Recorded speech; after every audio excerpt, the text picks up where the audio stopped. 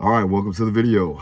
All day training vlog. I know you guys have liked it in the past if you subscribe to the channel. If not, welcome to the channel. And it's dark out, as you can see, right? I usually like to wake up about 4:30, start my day off before the sun's up, before anybody wakes up, so I can get what I need to get done. Typically, the day starts with me hitting the miles, getting on the road, doing my road work, or I'm doing some type of jiu-jitsu training at the jiu-jitsu class. But today, however, I'm at the Muay Thai gym, so I'm gonna hit my miles around the gym and then get in there and do some bag work. Later on, I'm gonna meet up with my orthopedic surgeon, Dr. Abbasi, to go check out my knee. And then we have some weight training in the afternoon. Follow along, let's do it.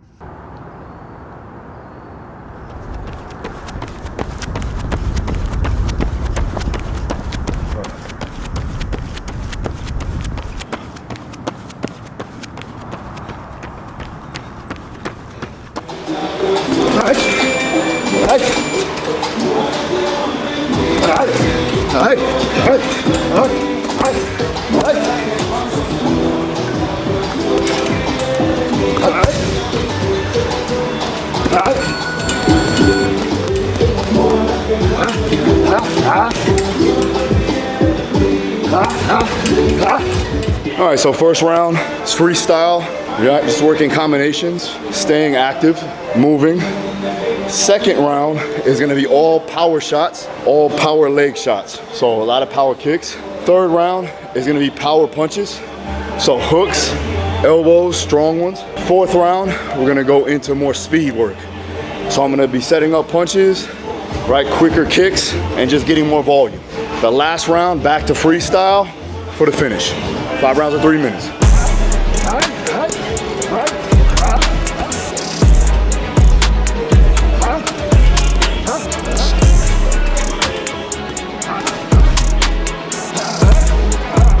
With the freestyle, you just want to play.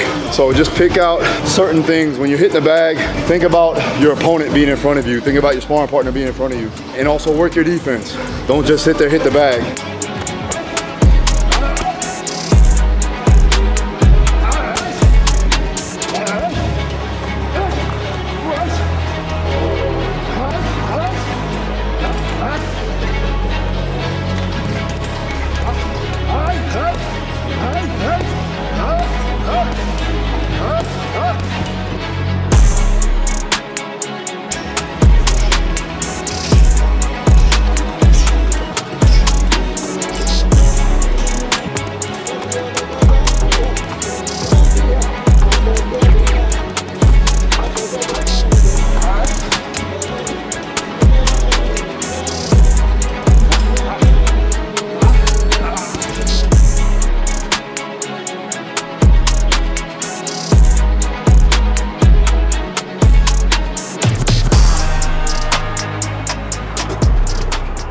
Let's refuel. So post-workout, whey protein, 30 grams of whey protein, fast carbs. Gonna take my son to school. We're gonna go check out my knee, because it's been bothering me a little bit. For those of you that don't know, I had an ACL tear. You can go back to the video because we actually did a full video on the procedure. Recently, I've been feeling a little bit of achiness and tightness in the back of my knee. Just some instability from left to right. So just to be cautious, we're gonna go ahead and go check it out. Let's talk about the coffee situation. What'd you order today? Iced vanilla latte. The moment you have multiple names in your coffee, it becomes a problem. Now, maybe I'm old school. You know, we go with the black coffee, okay? Because it should hit you in the throat and wake you up. This is similar to a cold plunge. The most traditionalists will say an iced coffee is new age. I like a little bit of iced every once in a while, but I'm not opposed to doing the hot. This kid over here has never had hot coffee. It's amazing. Never heard of it.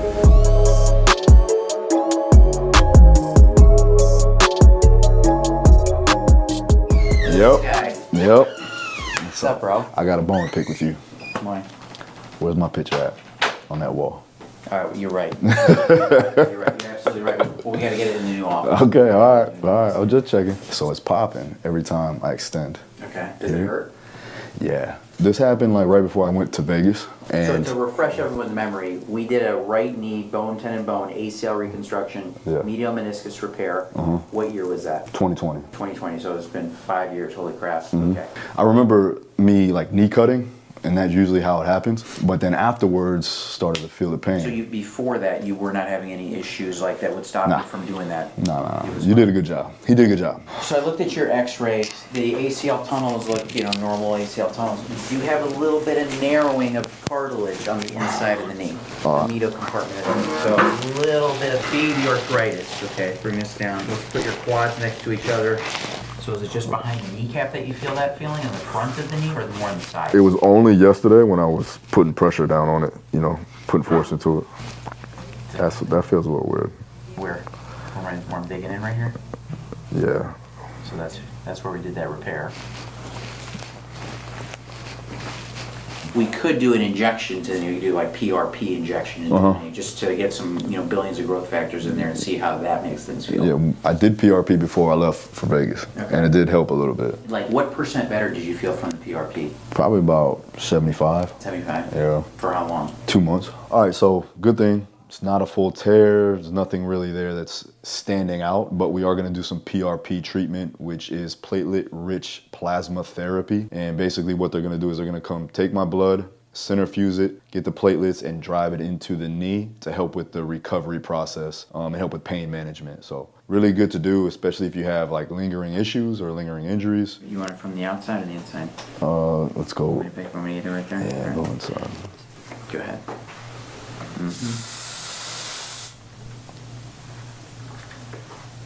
Say ow. We're done. How do you feel, Phil? Oh, you did that pretty Feeling quick. Growth factors. Appreciate you, bro. Man. All right, so we just got done with Dr. Abbasi. Everything checked out. My knee is fine. I got some PRP or platelet-rich plasma. So as you can see, they took blood from me. They spun it around, took the platelets out, and put it back into the knee to help with the healing process. I'm confident that it's gonna help because I've got it done in the past and it has helped. As you can see with my schedule, it's packed with certain activities and tasks that need to get done in order for me to get closer to the end goal. A lot of times people pack their schedule up and they do all these different things. And just because they're busy, they feel like they're being productive, and that's not the case. So you have to look at what you're doing and make sure that it has the highest relevancy for the end goal. I'm not just a coach, I'm not just an athlete. Obviously, I'm a family man. I have a wife and kids, so I'm making sure that I have time for them too as well. That's why in the morning, I like to get the jump start. So I like to do things that need to be done for myself first before anybody else wakes up. So with that, as you're going through your day, make sure that you schedule out each task appropriately for what you want to get accomplished. There you go, turn. Use your upper body. Use your upper body. You got to be aggressive with the pull. What we're going to do is once you get here, if you're going to turn this way, I want you pulling with the near side arm that you're turning to. This way you pull and push, right? Be aggressive on it. But you gotta stay low on the rotation. Try to chop your feet and then pull.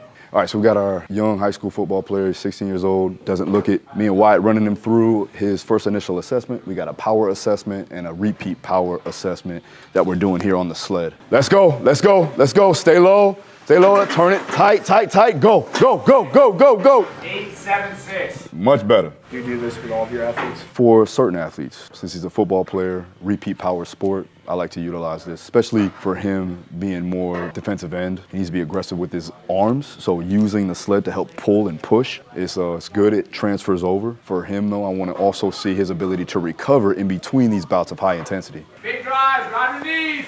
Hit it, hit it, hit it, hit it, hit it. Get around quick. Come on, push, push, finish, finish. Hurry, let's go.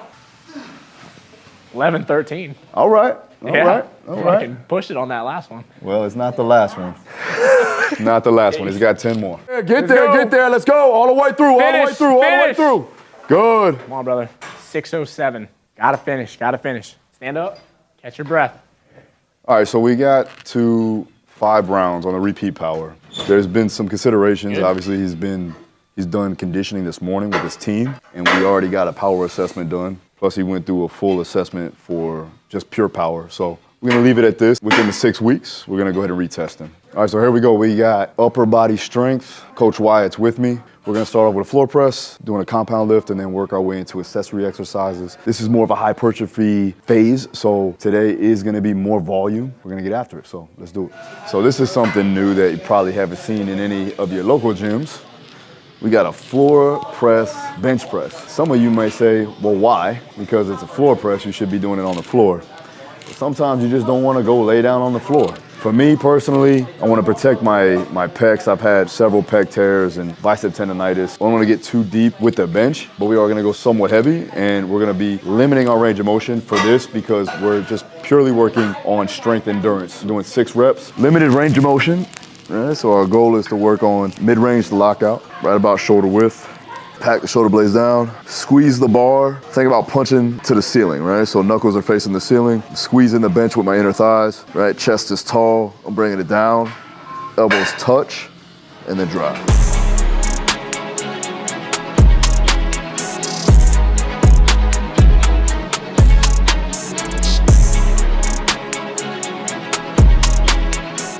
All right, so a good thing about this, allows you to really work that top end of the position. A lot of people tend to miss at the top of a bench press, right? Being transferable to combat sports, you're not gonna be back here pressing, right? Most of the time it's gonna be in close, elbows are gonna be in close, and they're not gonna be this far away from the body. I like to get in this position and be strong in those positions because especially in jiu-jitsu, we wanna be able to press, the floor is gonna be there. So we're gonna get strong in this range for that particular reason.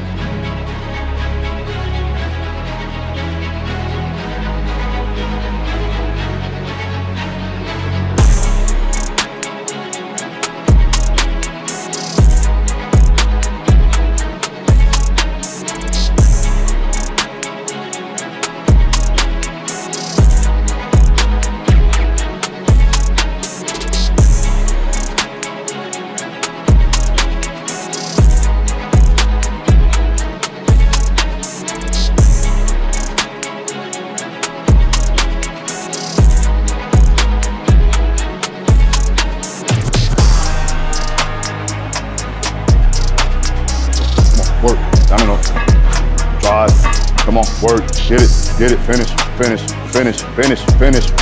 work, come on, triceps, there you go. That's 6-ish, it's 4. All right, let's move on.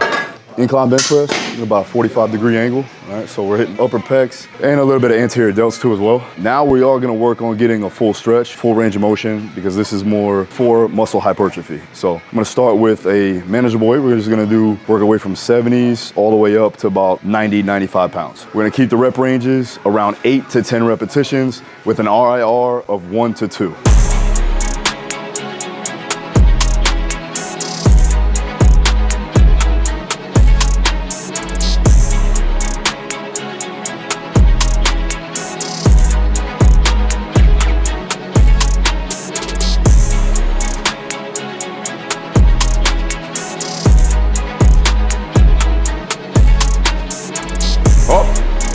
Good, come on, up, finish. There you go.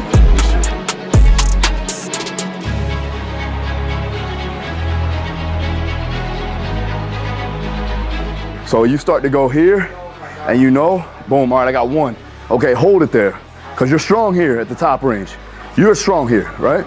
And you lock the joints, right? So you're stacking the bones. So now you're good, you can rest. Take a breath and then hit it again. That'll get more out of it. Get up, right there, lock in. Let's go, down and up. Single, go. There you go, hold. Big breath. Drive, up. There you go, see? You know what I'm talking about when it comes to this lifting weight shit.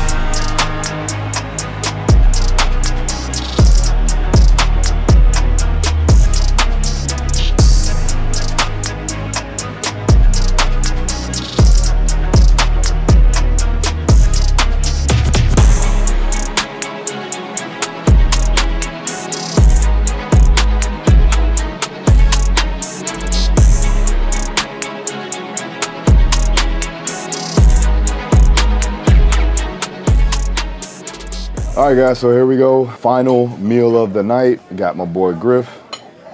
What you got, Caleb?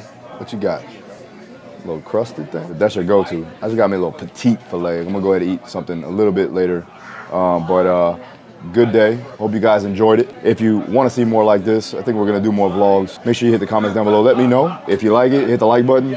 Also, brand new Combat Kettlebell 2.0 is now available, so check it out. Link is in the description. I'll see you guys next time. Peace.